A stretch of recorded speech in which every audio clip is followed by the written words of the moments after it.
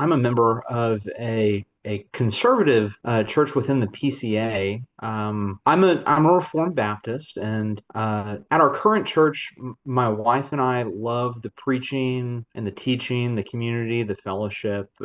It's a place that we feel shepherded, and like the leadership of our church is faithful to the principle of sola scriptura. However, as I'm pushing forward in marriage, I understand that I'm not necessarily at the place to be somebody who's necessarily elder qualified. I'm about 3 years into marriage and still working on caring for my wife in a Christ-like manner. However, I understand that the Lord has gifted me with the ability to understand His Word. I have a desire and a particular gifting when it comes to theology and biblical exposition. I know right now the church that I'm at currently is where we need to be.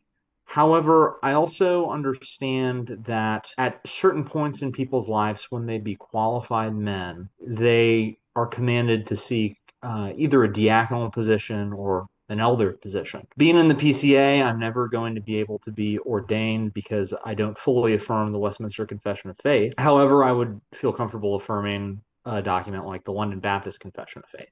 Right. How should I endeavor forward being a faithful member of my church, but also if God were to call me into ministry or some other office in the church, what's the best way to go about that? Well, now this is interesting in comparison to Adrian's situation. You're young in your marriage. Um, you're only 40 years behind me in marriage. You have the right emphasis on growing in that relationship with your wife. When children come along, that's obviously going to raise issues. When you're a Baptist, even a Reformed Baptist, in a PCA context.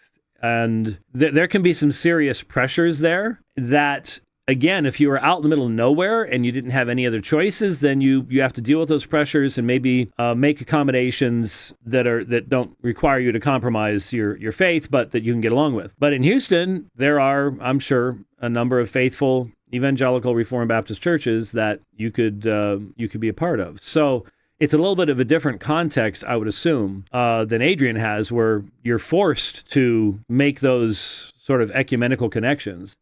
Whereas at the moment, you're enjoying that fellowship. But hey, if you want to move into further levels of ministry and teaching, you have to be in a place where you can do that.